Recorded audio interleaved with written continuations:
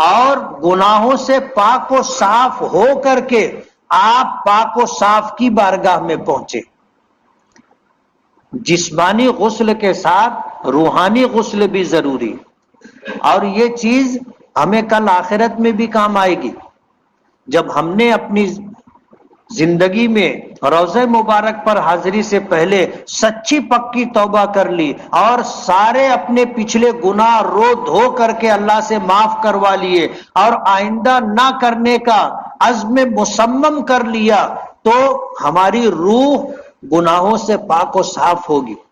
یہ روحانی غسل ہے۔ اور جانے سے پہلے اپنے آنے کی اطلاع دے دے۔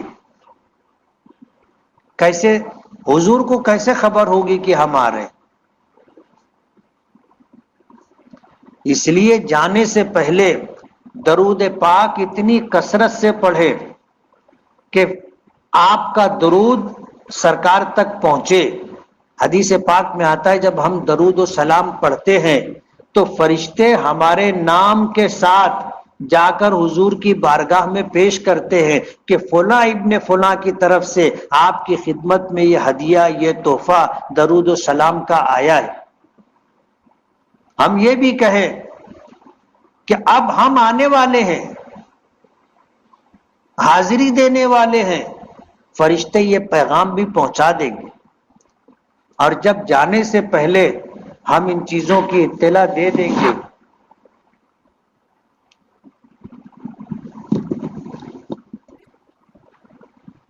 جانے سے پہلے ہم اپنی حاضری کی اطلاع دے دیں گے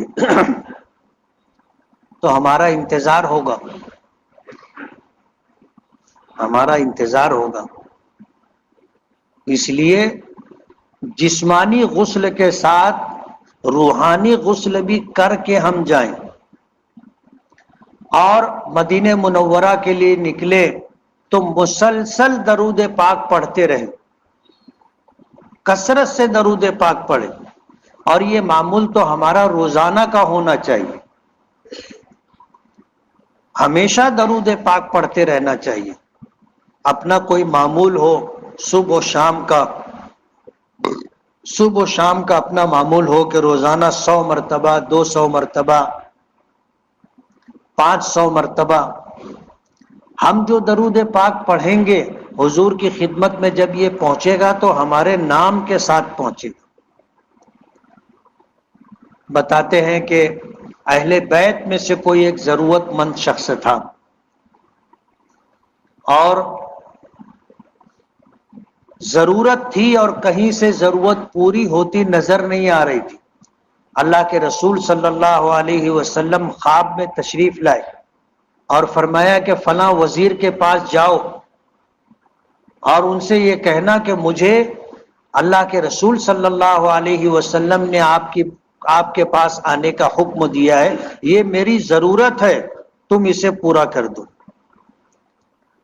تو وہ پوچھے گا، سوال کرے گا کہ تم کو اللہ کے رسول نے میرے پاس بھیجا ہے، اس کا کوئی ثبوت؟ تو بتا دینا کہ تم روزانہ رات میں سونے سے پہلے 400 مرتبہ حضور پر درود پاک پڑھ کر کے سوتے ہو، اور کل کی رات تم 400 مرتبہ مکمل نہیں کر سکے، درمیان میں تمہاری آنکھ لگ گئی۔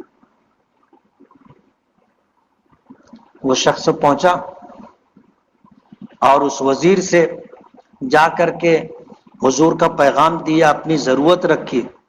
تو اس نے پوچھا کہ تم کو سرکار نے بھیجا ہے، اس کا کیا ثبوت ہے؟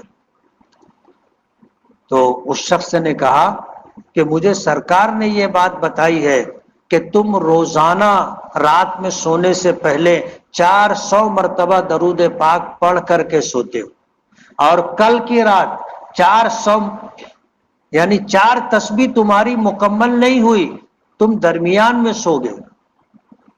جب یہ جملہ اس وزیر نے سنا، کھڑا ہو گیا اور کہنے لگا کہ یہ میری زندگی کا راز تھا، کسی کو نہیں معلوم۔ تم سچے ہو، تم سچے ہو میں روزانہ 400 مرتبہ درود پڑھتا ہوں، یہ میرے پروردگار کو معلوم ہے اور میرے آقا کو اس کا علم ہے۔ میں نے آج تک یہ بات اپنی بیوی کو بھی نہیں بتائی، اس لیے تم سچے ہو۔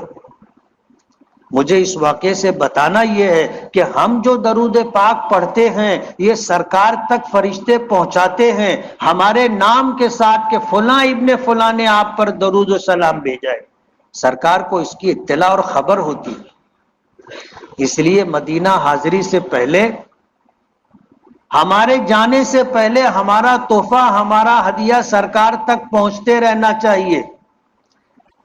کسی نے کہا ہے کہ بلا لو اب تو اے آقا، ٹھہر جانا نہیں اچھا، تڑپ کر یوں دل مستر کا مر جانا نہیں اچھا، مدینے کا ارادہ ہو تو عشق نبی پیدا کر، تعلق ہو نہ جن سے ان کے گھر جانا نہیں اچھا۔ جب ہم جا رہے ہیں تو تعلق بنا کر کے جانا چاہیے، جان پہچان بنا کر کے جانا چاہیے۔ اور جان پہچان اور تعلق بنے گا کیسے؟